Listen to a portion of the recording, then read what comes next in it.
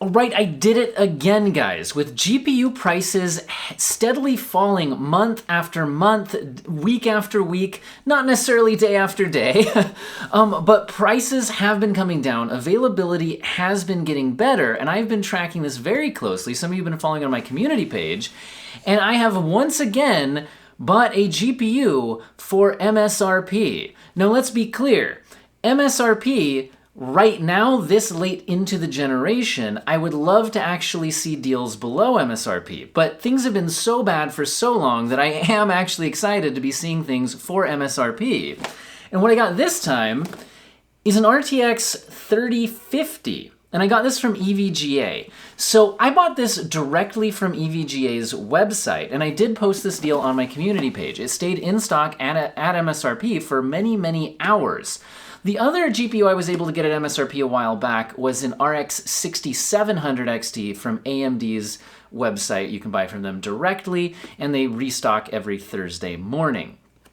So one reason why I think some people still feel like prices have been bad is that Amazon has been one of the worst places to buy GPUs at decent prices. They've finally started to get some deals that are at least close to Newegg, or sometimes now you actually will find the same prices at Newegg and Amazon. Newegg had the prices come down a lot sooner. But yeah, Amazon took a while. So if you're not seeing things there, check other places. Most GPU manufacturers, like EVGA, do sell directly from their websites, and like I said, AMD even sells reference models directly from their website. Anyway, that's how I was able to get this 3050 at MSRP. It'd be nice to, honestly, I wish this card was like $200, but I'll do future videos on how good is this card. But for the rest of this one, why don't we unbox this thing, put it in my PC, see if it actually works, fire up a game, and then in the future, this means we can now get some comparison videos of this against my other GPUs. Does ray tracing make any sense on the lowest end of the 3000 series?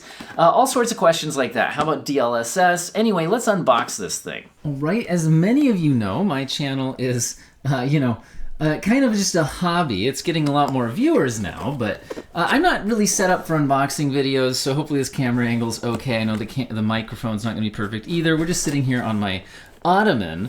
But let's go ahead and unbox this thing. I can certainly tell that this box is the smallest GPU box I've had in a long time. Looks like the ends, both ends open up, although I guess it'll just slide out one way or the other. Does note that this is the it is an 8 gigabyte card, so that's nice to see, because on some low-end models, you might get only 4 gigabytes, although this is certainly more expensive than something like the 6500 XT. But the extra $50 is getting us more VRAM, more performance. You don't get to cut down PCIe lanes, all of that. Okay, so it was in bubble wrap. Then we're also in some kind of a foam. That's my camera. All right, and wrapped up in there. So that's interesting. So, yeah, completely different packaging design than I've seen on all of my higher-end GPUs. On all of those, there was a box that slides in here, and so you slide out like the outer cover box, and once you slide it out of the outer cover box, there's usually another box that you open up. This one's much smaller, and then it just was wrapped in the bubble wrap and kind of foamy stuff here. So yeah, definitely a different take on the packaging for the lower end card.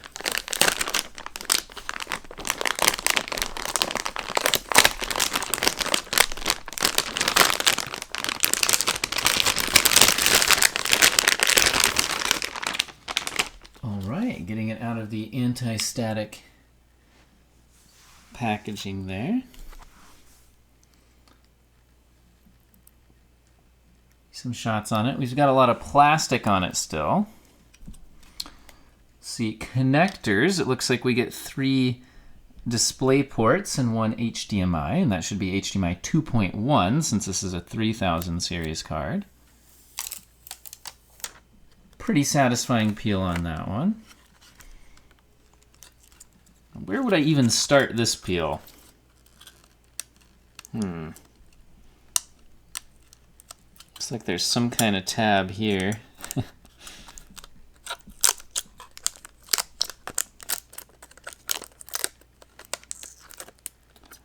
Yeah, this one kind of... Yeah, that piece just kind of tore off. I guess it's perforated like it's supposed to. It's got a bunch going around the edge here. Yeah, it's just kind of coming off. Like, I get that the peel experience isn't the most important thing on a graphics card, but this one so far has not been amazing. Okay, let's try this one. Not kind of stretchy.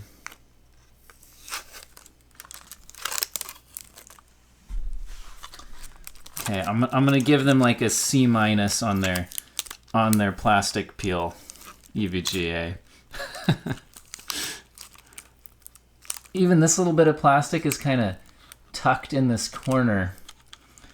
It's hard to get it out without leaving some behind.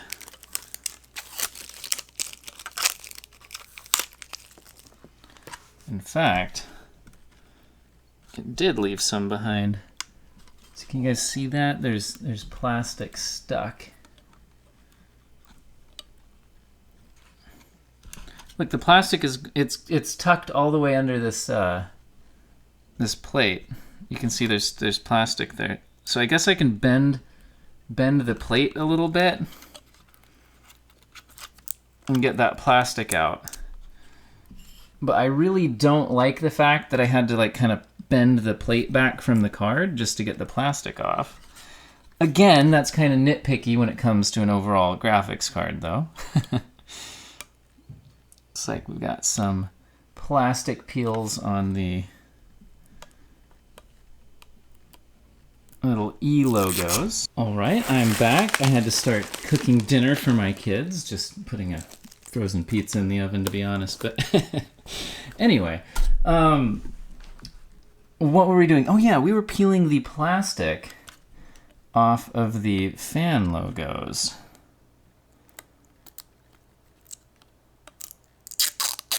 Okay, that peels decent. Get a decent sound off of it. All right, I think that's the peels. An EVGA logo there. And, oh, looks like there's a bit of plastic on the bracket there where the screws will go in. And then, of course, there is a plastic cover on the PCIe connector. I usually leave that on unless I, am actually slotting it into the PC, which is what we are about to do here. Let's see, 8-pin power connector looks like. All right, yeah, let's go ahead and get this in the PC. Now, it would certainly be nice if I had a test bench for the channel, but currently I do just run everything off of my actual PC. Although I did build this as a 10,000 subscribers celebration build, so if you weren't around the channel at the time. It's a 5950X. Currently, this is my RTX 3080. This is the Gigabyte Eagle 12 gigabyte model, which I have been using as my primary GPU. I also have the 6800 XT, which I like a lot. And I would never have bothered switching from a 6800 XT to the 3080 12 gigabyte if I was not running a YouTube channel. The main reason I bought the 3080 was to have it to compare against the 6800 XT and just to do videos about.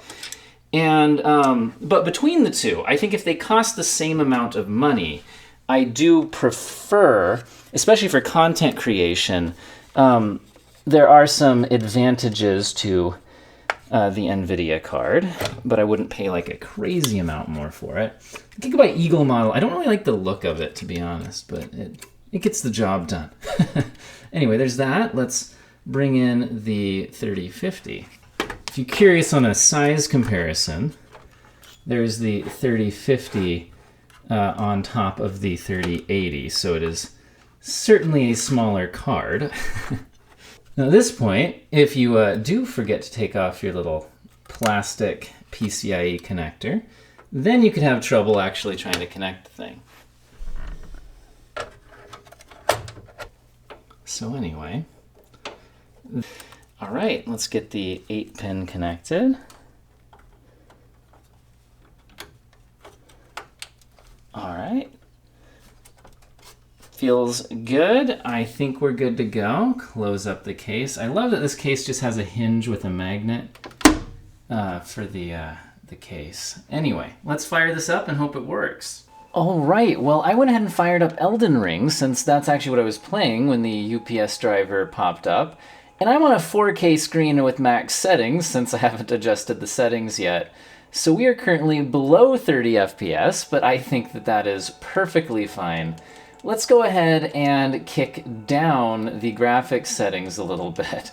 Let's just lower it to 1440p and give it a little bit, you know, honestly, it's a 1080p card. I'm just curious what would happen. Okay, this is, again, maximum settings. We're out in an open world environment. And, okay, we're in the 40s. Obviously, we could turn settings down, but I think that in reality, this is more of a 1080p graphics card, so I think it's only fair to give it a 1080p test. I just did want to make sure that we stressed it completely to make sure it was working, since this game does cap to 60 FPS. All right, it's looking like... Okay, well, there's some of the Elden Ring stutters right there. So since this GPU has never played this game before, it's having to, you know, cache things in the shaders or whatever the first time they load in, and you get those stutters. Okay, yeah, it looks like we're not maxing the game out at 60 FPS locked, although we're also not, you know, performing terribly on the variable refresh rate screen. This is, you know, fine. I can just one-shot these guys. I mean, this is obviously more of a benchmark, you know, just test if it's working than talking about the game. But, guys, so when I started Elden Ring, let's talk about Elden Ring for a second. So when I started Elden Ring, you start here on the map, and I went north. And I did Stormvale Castle, like, right off the bat, went up, did all of this. And then I noticed that there actually was an area on the map south of the starting area. And I went there, and man, am I over-leveled for this area. So right now I'm just kind of grabbing the items and things that I need. But yeah, taking on Morn Castle after, you know, your level... What level am I anyway? I don't even know. Level 86. It was a little bit boring, to be honest. But I'm just kind of cleaning up the items here. Anyway, the GPU seems to be working. You know, expect future content after I have time to run some benchmarks on it. Comparisons against cards like my RX 6600, maybe against the GTX 1060 to see if it's worth upgrading to this. Is it enough of an upgrade to be worth it? Yeah, I'm interested in comparing the 3050 against the 3060. Is ray tracing even worth considering on this class of a card? Questions like that should be answered in future videos, and I hope all of you have an excellent day.